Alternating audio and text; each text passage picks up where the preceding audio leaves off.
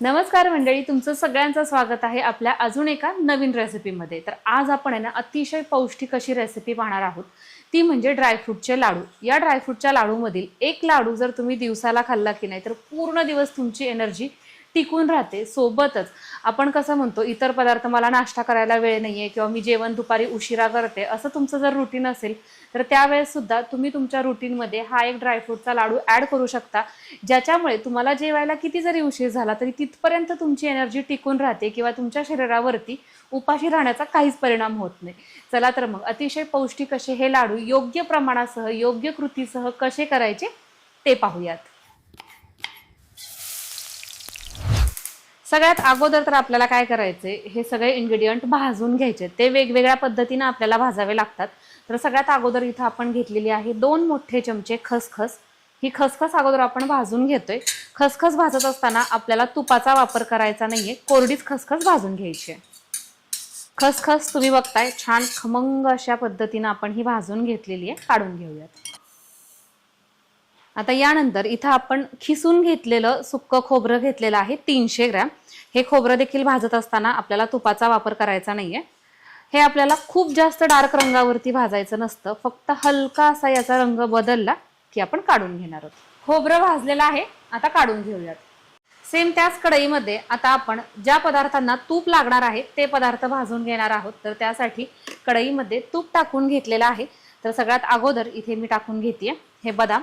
आपण इथं पाव किलो म्हणजेच 250 ग्रॅम बदाम घेतलेले आहेत आणि हे अशा पद्धतीने एका बदामाचे साधारण 3 तुकडे आपल्याला करून घ्यायचे आणि बदाम देखील आपल्याला मीडियम टू लो फ्लेम वरती छान खमंग असे भाजून घ्यायचे।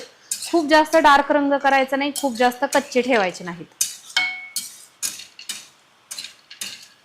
लाडू करताना बऱ्याचशा जणी एक चूक करतात, ती म्हणजे काय होतं माहितीये का, हे जे ड्रायफ्रुट्स आहेत ना ते भाजताना सगळे एकत्र कढईत टाकले जातात आणि मग ते भाजतात। तर त्याच्यामुळे काय होतं माहितीये का, पहिली गोष्ट म्हणजे आपला प्रत्येक जो ड्रायफ्रूट आहे म्हणजे जसं की काजू, बदाम, पिस्ता, अक्रोड हे व्यवस्थितपणे भाजले जात नाहीत, कारण की प्रत्येकासाठी लागणारा जो भाजण्याचा टायमिंग आहे तो वेगळा म्हणजे कमी जास्त अशा पद्धतीचा आहे। आणि आपण जर एकत्रितरित्या ते भाजले तर मग काही कच्चे राहतात आणि काही जास्त प्रमाणात भाजले जातात। आणि दुसरी गोष्ट म्हणजे अशा पद्धतीने भाजल्यामुळे ते जास्त दिवस टिकत नाहीत। तर त्यामुळे काय करायचं, प्रत्येक आपले जे ड्रायफ्रूट आहेत ते सेपरेट सेपरेट भाजायचे। इथं बदाम तुम्ही बघू शकता एकदम खमंग अशा पद्धतीने भाजलेले आहेत, खूप जास्त लालही नाही आणि एकदम जास्त कच्चेही राहिलेले नाहीयेत। आता हे आपण काढून घेऊयात।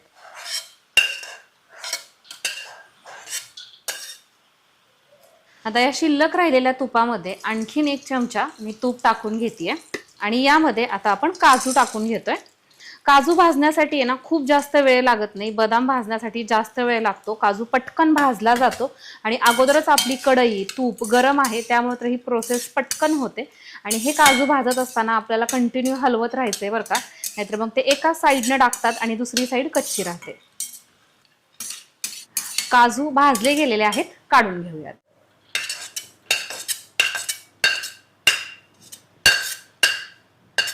आता यानंतर आपण इथं हे अक्रोड घेतलेले आहेत 100 ग्रॅम।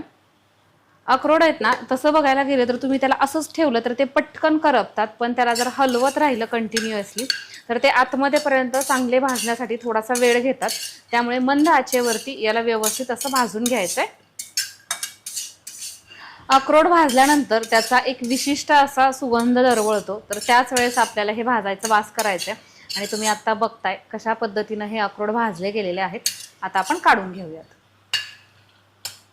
इथं आपण 50 ग्रॅम पिस्ता घेतलेला आहे आणि हा पिस्ता देखील साधारण 2 ते 3 तुकड्यांमध्ये मी बारीक करून घेतलेला आहे। खूप जास्त बारीक करायचा नाहीये, पण त्याचे एकाचे 2 ते 3 तरी तुकडे केले पाहिजेत, नाहीतर मग त्या लाडूमध्ये असं ते खूप मोठे मोठे जाणवतात।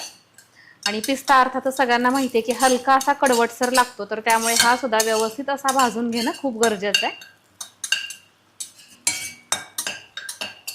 पिस्ता देखील आता आपण काढून घेतोय। आता त्यानंतर इथं मी 50 ग्रॅम हे भोपळ्याचे बी घेतलेले आहेत आणि त्याच्यानंतर हे आहेत मगज बी 50 ग्रॅम। याच्यासाठी जास्त तूप लागत नाही, अगदी थोडंसं तूप टाकून घ्यायचंय आणि हे सुद्धा असं छान फुलतं। हे जेव्हा भाजतं की नाही तर छान असं फुललं जातं। तर हे दोन्हीही बी देखील भाजले गेलेले काढून घेतोय। भाजल्यानंतर म्हणजे प्रत्येकच पदार्थाला एक वेगळी शाईन येते, एक वेगळी चकाकी येते, तुम्ही इथं बघू शकता। आता सगळ्यात शेवटी इथं मी घेतलेली आहे ही सीडलेस खजूर, तर ही आपल्याला टोटल 1 किलो घ्यायची आहे। आणि याच्यामध्ये सुद्धा आपण तूप टाकतोय, 1 ते 1.5 चमचा टाकायचा आहे। खजूर वितळण्यासाठी आहे ना आपल्याला थोडासा वेळ द्यावा लागतो बरं का, एकदम फास्ट ही गॅस करायचा नाही, थोडासा कमी आचेवरती हे होऊ द्यायचं, नाहीतर मग काय होतं खाली कढईला ते चिटकती। तोपर्यंत याच्यामध्ये आपण मगाशी भाजून घेतलेली खसखस टाकून घेतोय, सोबतच आपण विलायचीची पावडर देखील टाकून घेतोय। खजूर मेल्ट व्हायला सुरुवात होण्यासाठी जवळजवळ 5 ते 7 मिनिटाचा वेळ लागतो आणि तिथनं पुढे मग आणखीन व्यवस्थित अशी ही मेल्ट होते। तर इथं ही खजूर एकत्रित झालेली आहे, पण तरी आणखीन एक 3 ते 4 मिनिट लो फ्लेमवरती मी अशीच हलवत राहणार आहे।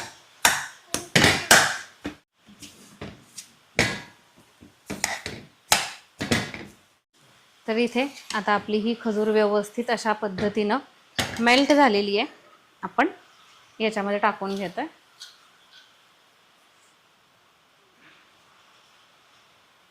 आता आहे ना ही खजूर खूप जास्त गरम आहे, तर हलकी अशी याला सोमट होऊ द्यायची आहे, खूपही जास्त थंड करायची नाही, नाहीतर मग काय होतं हे व्यवस्थित असं एकत्रित होत नाही। आणि सुरुवातीला आपण याला अशा पद्धतीनं म्हणजे उलटण्यानं करून घेतोय आणि नंतर हातानं व्यवस्थित अशी एकत्रित करून घ्यायची आहे।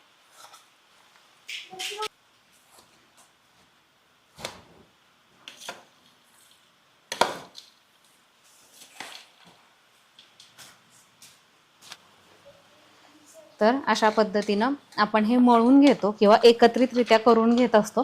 थोडेफार ड्रायफ्रुट्स असे खाली राहतात, तर ते ज्यावेळेस आपण असा लाडू वळवतो ना, तर ते त्यावेळेस त्याच्यामध्ये घ्यायचे थोडे थोडे करून। आता लाडू तुम्हाला कशा पद्धतीनं करायचा आहे, पण खूप जास्त मोठा करायचा नाही, कारण की अर्थातच हा फुल ऑफ एनर्जी असा लाडू आहे आणि अगदी छोटा लाडू खाल्ला तरी सुद्धा तुम्हाला पोट भरल्यासारखं वाटतं। अगदी सहजपणे हे मिश्रण जरी थंड झालं तरी तुम्ही याचे लाडू वळवू शकता।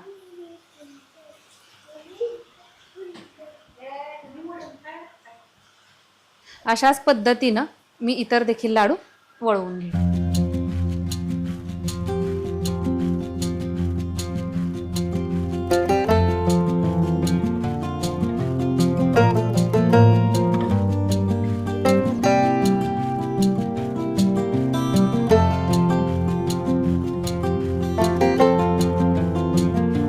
घ्या तर मग इथे मी सगळे लाडू वळवून घेतलेले आहेत आणि तुम्ही बघू शकता अतिशय सुंदर अशा पद्धतीचे हे लाडू दिसतात। आणि काय ना, दिसण्यापेक्षा जास्त महत्त्व आहे ते म्हणजे याच्या आतमध्ये जी क्वालिटी आहे त्याला। हे लाडू अतिशय उत्तम अशा पद्धतीचे आहेत, एक लाडू तुमची दिवसाची एनर्जी टिकवून ठेवतो, त्यामुळे हे लाडू घरी नक्की ट्राय करा। आपण ज्या प्रमाणामध्ये हे लाडू केलेले आहेत ना, तेवढ्यामध्ये वजनी 2 किलो लाडू तयार होतात आणि तुम्हाला जर अर्थातच 1 किलो लाडूचं प्रमाण हवं असेल तर हे सगळं प्रमाण निम्म करा। अशाच छान छान रेसिपीज पाहण्यासाठी रेसिपी शो या आपल्या चॅनलला सबस्क्राईब करा। परत भेटूयात एका नवीन रेसिपीसहित, तोपर्यंत बाय बाय।